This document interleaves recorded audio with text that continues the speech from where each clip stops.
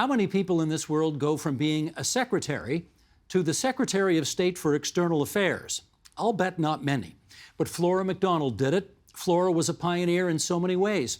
She was the first and still only female MP from Kingston and the Islands, the only woman in a 107-member Progressive Conservative caucus, the first woman to run for the leadership of the federal PC party, the first female foreign minister in Canadian history as well. She also visited Afghanistan numerous times and faced several near-death experiences as she traveled all over the world trying to do good. She died 6 years ago at age 89. Her life story is told in a new book. It's called Flora, A Woman in a Man's World, and it brings author Geoffrey Stevens to our program from Cambridge, Ontario. And Jeff, it's great to see you again. How you doing? Just fine. Thank you, Steve. Excellent. Her father, Flora's father, growing up in Atlantic, Canada, taught her back in the 30s that girls were just as good as boys. And I wonder how unusual a message that would have been for a girl to hear in Sydney, Nova Scotia, back in the 20s and 30s and 40s. Oh, it was very unusual. At that time in North Sydney, the school ended at grade 11.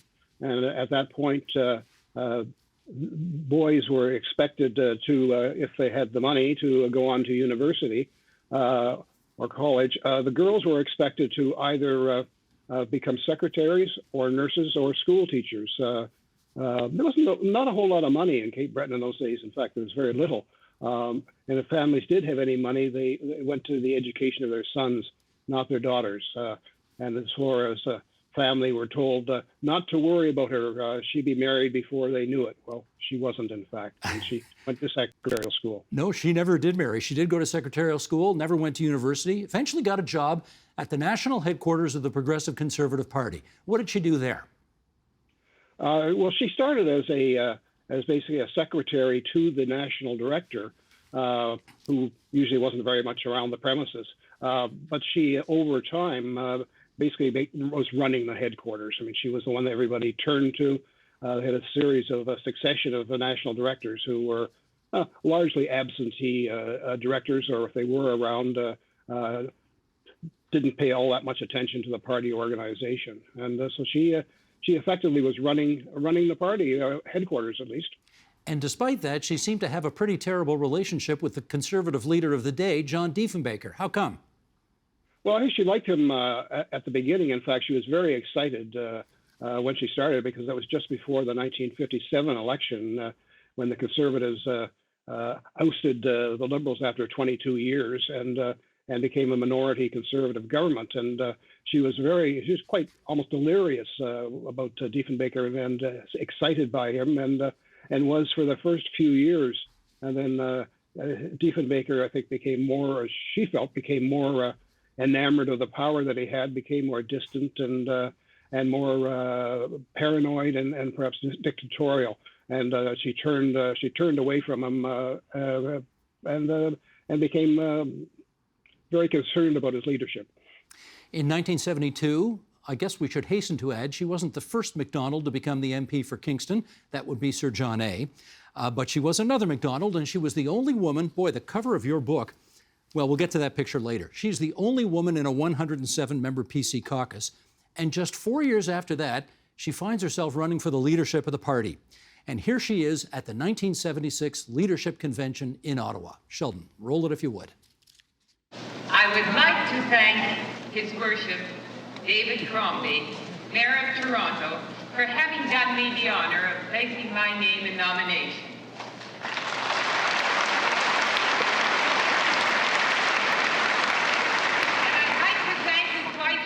For telling him to do it. That's from a National Film Board documentary by Peter Raymont called Flora, Scenes from a Leadership Convention. What was the, in your view, historic significance of her bid for the leadership that year? Well, it was she was the first woman to run for the leadership of either of the major political parties. Rosemary Brown had run for the leadership of the NDP the year before, and it finished second to Ed Broadbent. But Flora was the first for either the Liberals or the Conservatives. And it was here she was. She had been the only woman for some time in the Conservative caucus, and yet she was a out there running for the leadership, and she had good support from people in the caucus and across the country because she was so well known through her job at the national headquarters, and she'd been the liaison between the caucus and the grassroots of the party. Let's go back to Peter Raymond's documentary and find out who actually won that contest, shall we? Sheldon, again, if you would.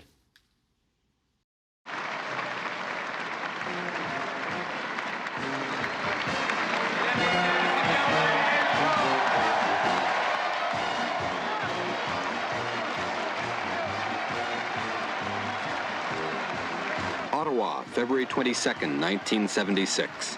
Charles Joseph Clark, 36-year-old member of Parliament from High River, Alberta, defeats 12 other candidates to become the 14th leader of the Progressive Conservative Party of Canada. And joining us now, the winner of that convention and the 16th Prime Minister of Canada from the nation's capital, there's Joe Clark. Mr. Clark, it's great to have you on the program there. Do you recognize the guy in that clip? It's a long time ago, different color hair, same tie. Well, you and Flora MacDonald were, I guess, opponents at that 76 convention, but philosophically, you were quite simpatico, actually. How come? We were contestants, and I don't think ever really opponents. I took a long time to consider whether I would run, and I began as a supporter of Flora's. And then it became clear to me that there might be some opportunity for me as well, and probably a safeguard. So I entered the race, and we appealed to, I think, a similar base of supporters in the then Progressive Conservative Party. Did you and Flora have an understanding before the first ballot was announced that whoever did better would go to the other candidate eventually? No understanding in any formal sense, but I think we both expected that is the way things would develop. Of course, she figured she'd be ahead of you, right? She did, and for most of the campaign, so did I. Well, here was the moment when Flora MacDonald found out that the strong support that Geoffrey Stevens just talked about, that she expected on that first ballot, well, it actually evaporated. Sheldon, roll it if you would. MacDonald, 214, 214.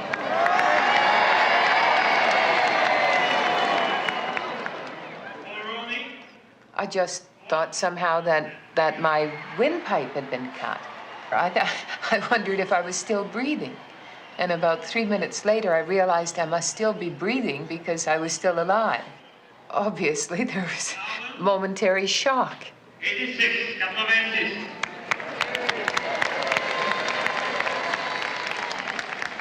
To everyone's surprise, Flora has placed the disappointing 6th. So, Mr. Clark, in real time at that convention on that day, when you heard her number announced and it was so much lower than she thought it would be, what did you think had happened?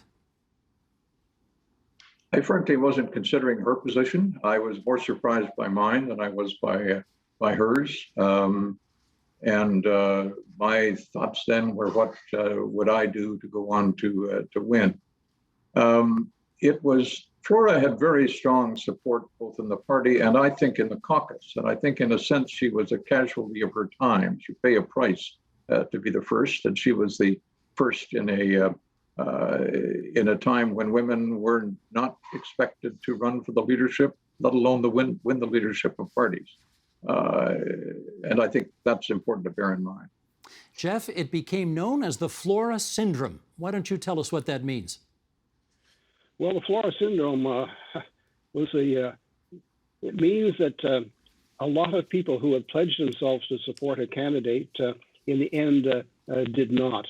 In Flora MacDonald's case, roughly 100 more people wearing Flora badges walked into the polling booth than Flora votes came out.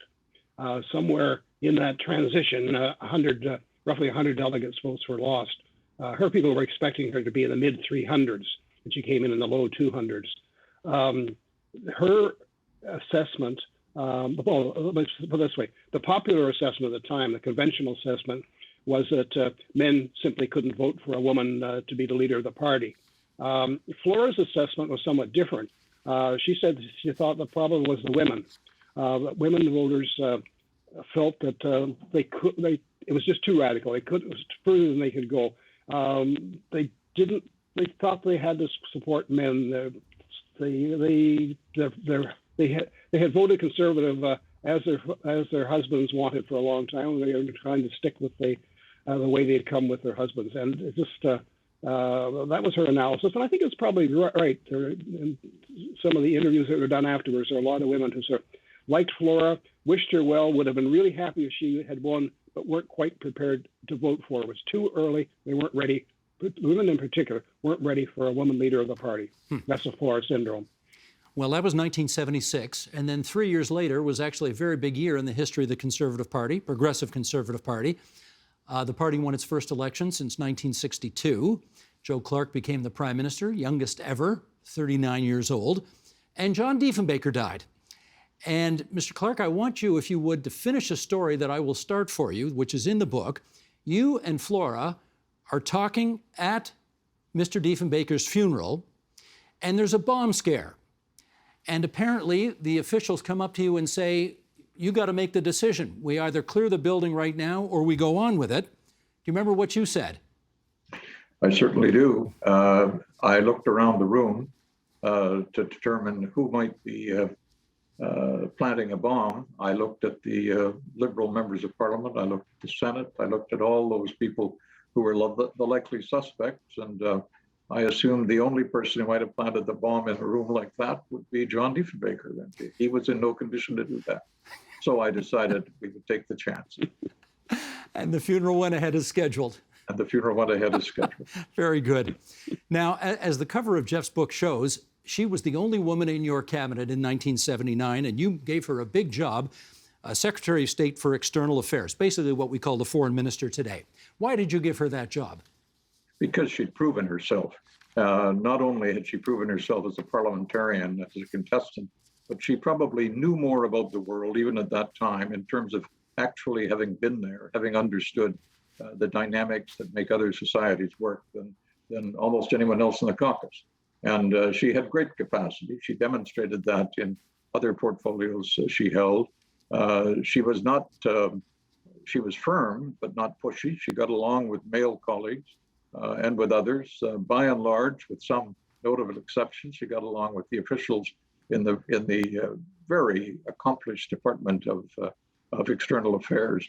But she was the best choice anyone could have made, I think, for foreign minister at that time. Was it ever awkward for her, or frankly for the men, that she was the only woman in that cabinet? I don't think so, because Flora was accustomed, Jeff would be able to give data on this, but Flora was accustomed to being the only woman in a circumstance, or if not the only one, certainly one of a fairly small number. So I don't think it upset her. And I think that while people were obviously unwilling to vote for her on that first ballot, a lot of the male members of caucus were quite accustomed to working with Flora. So I don't think that her gender was a significant problem. There were caricatures at the time, of course, but I don't think they ever got in her way. Jeff, did she ever, when you were working on the book with her, express, evidence of sexism that she would have faced in the cabinet or that kind of thing? Not certainly not in the cabinet that I heard of.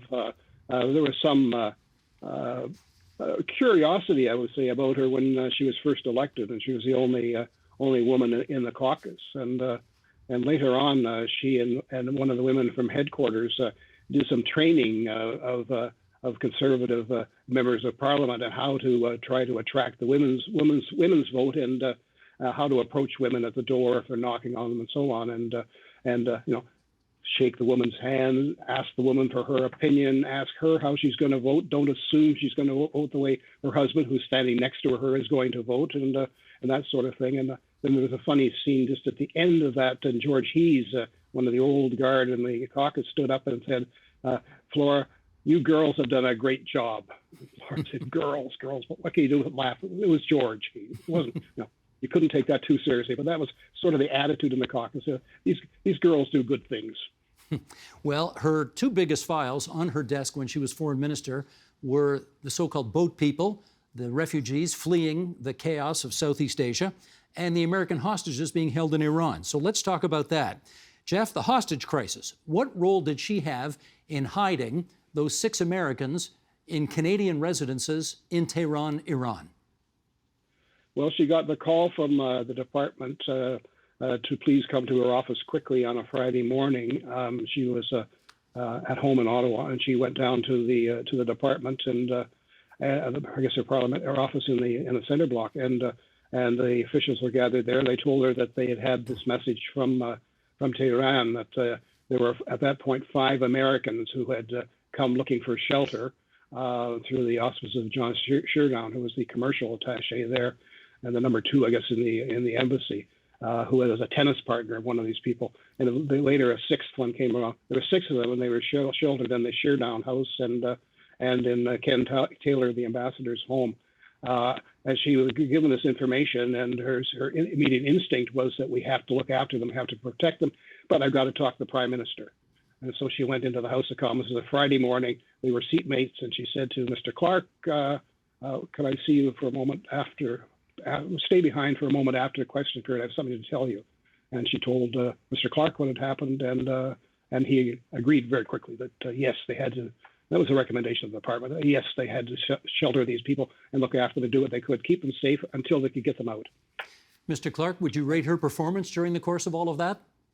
Oh, the one time she nearly lost her cool, maybe the only time, was during a later question period. I had spoken to the former Prime Minister, Mr. Trudeau, partly to get his advice. He'd been in that job much longer than I, but also to underline the delicacy of the question. And I was surprised, and Flora was furious, that in question period after that briefing, he and his foreign policy spokesman, the late Alan McEachin, kept asking questions that were not direct, but drew attention to the situation in Tehran at a time when it was still evolving. Flora thought that was worse than unparliamentary. She was very concerned by that. Otherwise, we both trusted the judgment of our officials and did our best to move quickly, to encourage them to move quickly, because while we were the Prime Minister and the Minister, they were doing the tough work on the ground, which they did. Just parenthetically, do you have any idea why Pierre Trudeau would have done that and risked the whole operation to protect these hostages? I have no idea. And what startled me was that I found it out of character. He and I had lots of disagreements, but I was very surprised that he would do that. And surprised, in fact, that McEachin would, because McEachin was a fierce parliamentarian, but he also understood the rules of the place. So it's a mystery that and a troublesome one in retrospect. It's hard to remember now, or hard to credit, but in fact there is mutual respect about certain things across the parliament. There are things you do, other things you don't do, and putting questions that could put Canadians and Canadian officials at risk was quite surprising. Okay, Jeff, let's talk about the boat people. This was an absolutely chaotic situation as people were fleeing for their lives from Southeast Asia. Could you please indicate to us what Flora's role as foreign minister was in trying to rescue people fleeing for their lives? Well, Flora felt that Canada had an obligation to help the situation. She'd always regarded her Scottish forebears who came to Cape Breton after the Highland clearances to have been, as she says, the original boat people. But she saw the situation. She felt that Canada had to help, and she proposed that they take in a large number of these people, and was supported at that time by Ron Atke, who was the Minister of Citizenship and Immigration. So between the two of them, they came up with a plan, I think originally for 50,000 refugees to be settled in Canada, and the numbers increased from there.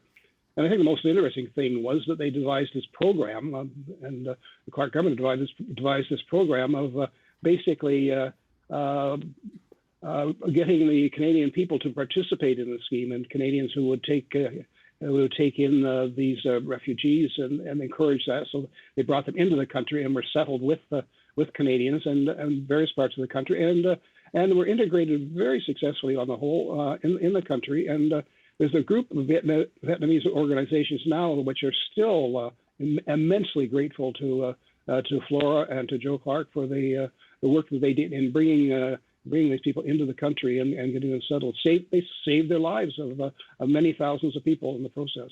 Yeah, Mr. Clark, I want to get a better sense of how Cabinet reacted, because, of course, before you took over in 1979, the Liberals had talked about bringing maybe a few thousand to Canada. And then Flora MacDonald comes to Cabinet as Foreign Minister and says, no, actually, we want to save 50,000 people.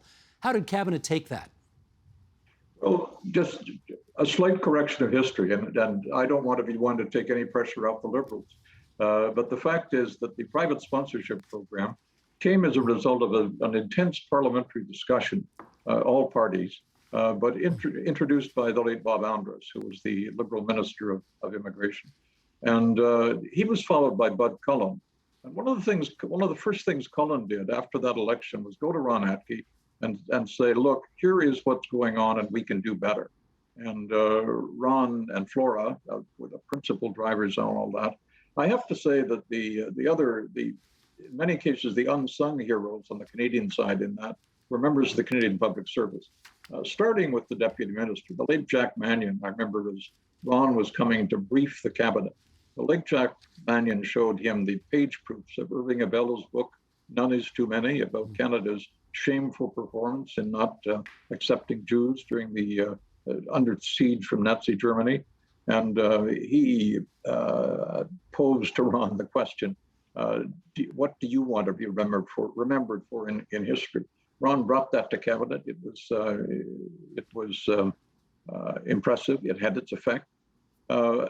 I'm sure there were some reservations in Cabinet about that, in Cabinet and in the caucus about that.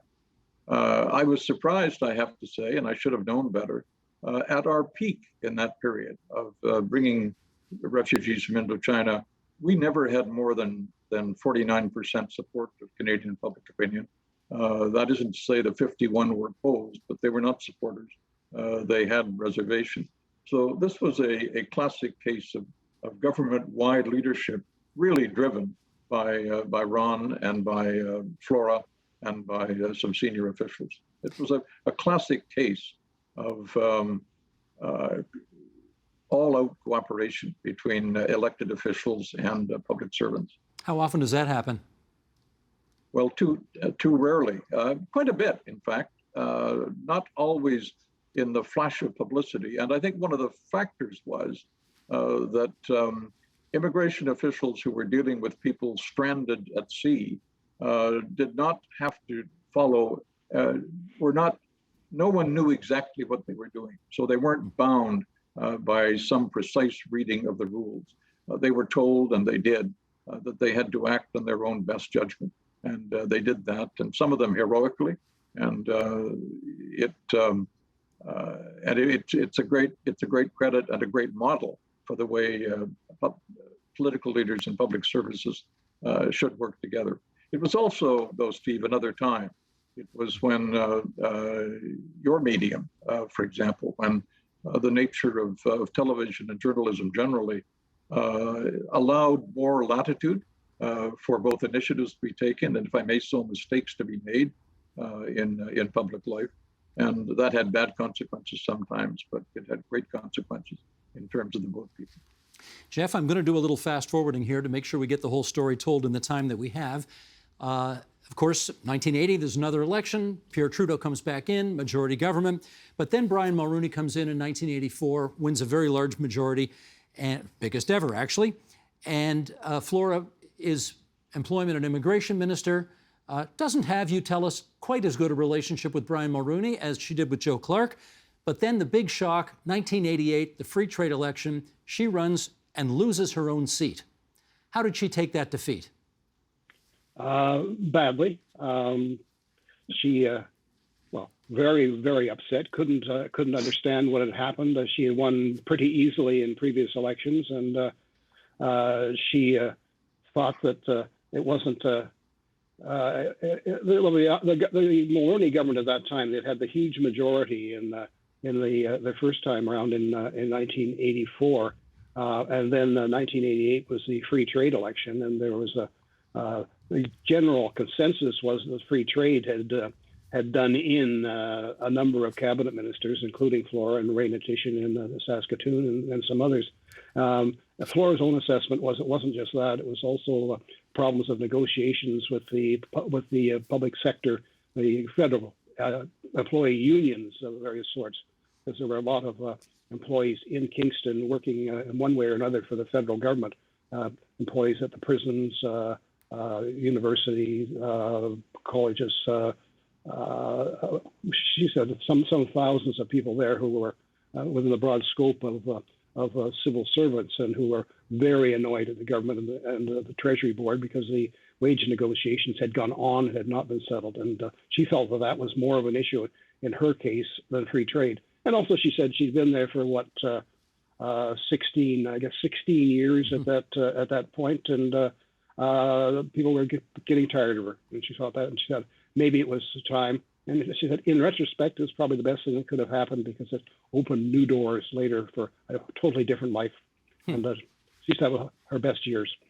Interesting. Well, as I read the book, I did wonder whether or not you were going to get to the issue that I suspect a lot of people thought about, but never dared ask her.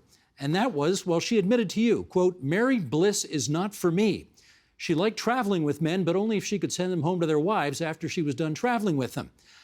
Never married, no kids. You guys talked about it. What did she say? Well, she said no, she's not gay, and it had always been suggested that she had been because she had not married. It's always that suspicion of people who are confirmed bachelors or are confirmed women who don't choose to marry. She said no, she always liked men. She liked the company of men probably better than the company of women. But she said her preference in men was married men because there was no risk that they would get involved in her life, and she could send them home when they're finished. She said, I like traveling with men. I cannot imagine ever having to live with one. Mr. Clark, you knew her for half a century. Did you ever ask her why she never married? No, but I can fully understand it. I mean, we're in an age now where there is more latitude to women, much more latitude than there was. The spousal role can be very confining, and Flora knew that. But also, she was a very independent person. She went off on her own from her very beginnings. She did things that interested her. She took steps that she thought would make it easier for her to follow her interests, not more difficult. And Jeff, in fact, has had longer conversations with her on this subject. But I was not surprised by that. I thought that she was looking for a way to be as effective as she could be on her own, and she thought that being on her own might add to that. Well, Jeff, I'll ask you to follow up on that because she went to a lot of places in this world that a single older woman probably shouldn't go. We talked about Afghanistan in the introduction, but there was also Somalia and Rwanda during civil wars in the 90s, and Soweto in South Africa. And she volunteered for the Kingston prison system and brought a prisoner home to her home for dinner and found herself with a knife at her throat.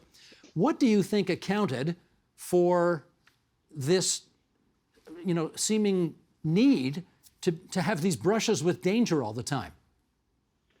Part of her character. She is could be quite reckless at times. She sort of pushed the envelope. Try to do what you can do. Do more than other people can do. And certainly in the case of the Kingston, the prison for women, which she did succeed in getting closed eventually. She was trying to help those inmates, and the woman pulled a knife on her. And Flora says she was terrified, and all she could say was to the woman, "You're not going to kill me, are you?" And the woman sort of turned away and said, "No, I'm not." But she had another woman she'd taken out for a weekend, and the woman wanted to ride horses, and Flora had never ridden a horse, didn't know what to do, and she's out riding a horse with this woman, and the woman just took off and disappeared with her horse, and Flora was left saying, "Oh my God, I've lost this prisoner. What am I going to do now?" And eventually the woman rode back and sort of laughed at her, but she did these things. But if you can't ride a horse, but you'll take a woman who I think had been convicted of murder out on a horse ride with nobody else there to protect you. It is pushing the envelope a bit, but she'd like to take chances, and she did on a number of occasions. Mr. Clark, when you heard about this stuff, did you ever go to her and say, Flora, what damn fool thing are you doing now? No, I didn't do that. We've got to remember that we would not be having this conversation had Flora MacDonald not pushed envelopes.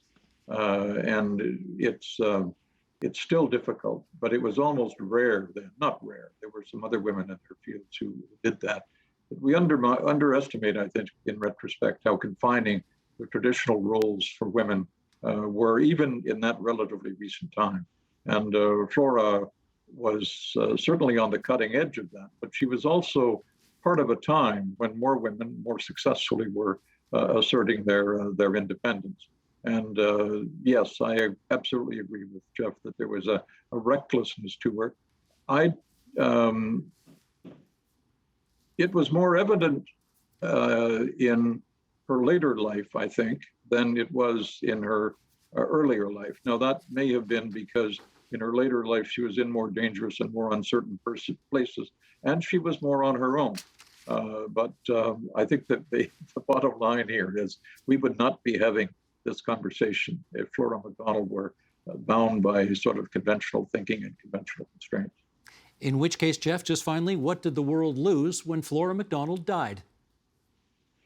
Well, I think they lost a role model of what a woman who believes and knows in her heart that women are every bit as good as men, what they can accomplish if they try and if they're given the opportunity to do it. And that was her life was, smashing through glass ceilings when necessary, but just constantly trying to make the point that women can do things, everything that men can do. And I think that she did open paths for women, both in Parliament and in other walks of life as a result of that. And so we lost that example, but I think it led on to other things, including the Me Too movement and the acceptance of that movement now, and the women's are much more, as Mr. Clark said, the time has changed, and women can now do things that was never dreamed of possibly doing at the time that Flora was starting out. And so she's, I think, to a fair degree, not only responsible for change, but also